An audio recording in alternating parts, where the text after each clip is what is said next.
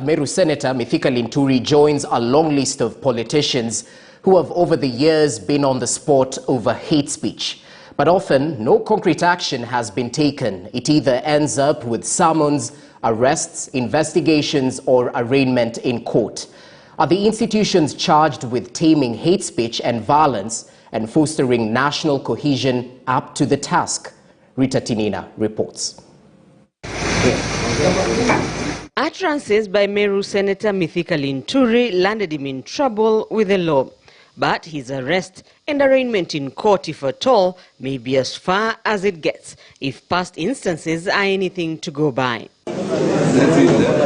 2010, for instance, then Cherangani MP Joshua Kutuni, Mount Elgon MP Fred Kapondi, and Assistant Minister Fred Machage were arrested and arraigned in court over charges of hate speech and incitement to violence. The list has been growing over the past decade.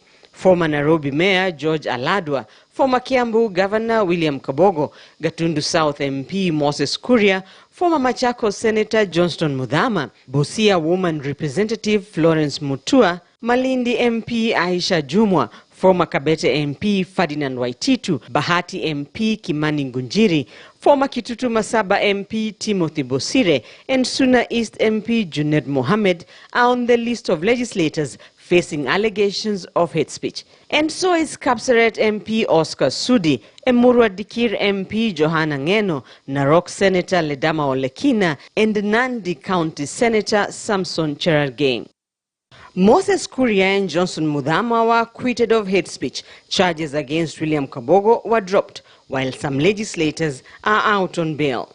Politicians such as Kitui Governor Charity Ngilu have only been summoned and recorded statements with the National Cohesion and Integration Commission. Despite summons, arrests, investigations and arraignment in court, all the action does not amount to much.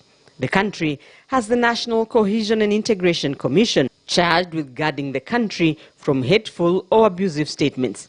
Working in collaboration with the Director of Public Prosecutions, Directorate of Criminal Investigations, the Police, and the Ethics and Anti-Corruption Commission. But despite the collabo, little has been done to tame hate speech. During his tenure at the NCIC, Chairman Francis Ole Kaparo turned the heat on the judiciary. And the court, unfortunately, sometimes becomes the greatest supporter of impunity. I dare say, everything that is bad in our society ends up in court, and every time it goes to court, the courts will inject the right and ensure that that injunction goes on forever. Kaparo went ahead to blame Kenyans. Ninyi mnachagua wakorofi jameni, alafu mnaambia Kaparo hakikisha wakorofi hawatatusumbua, na nyinyi mnapigia hawa makofi. Hey, I'm Ken. According to the National Cohesion and Integration Commission Act, a person is considered to have engaged in hate speech if he or she uses threatening, abusive, or insulting words or behavior, or displays any written material which is threatening, abusive, or insulting, thereby stirring up ethnic hatred. Any person who commits an offence under this section shall be liable to a fine not exceeding 1 million shillings or to imprisonment for a term not exceeding 3 years or both. The NCIC introduced what it called a name and shame list and announced it would be doing so very often. Whoever appears on that list of shame 3 times is barred from vying for any elective position.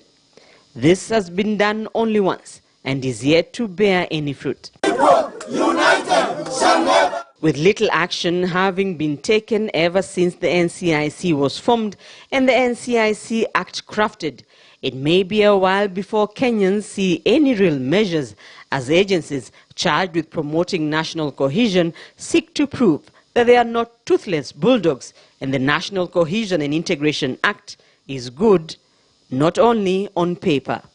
Rita Tinina, KTN News.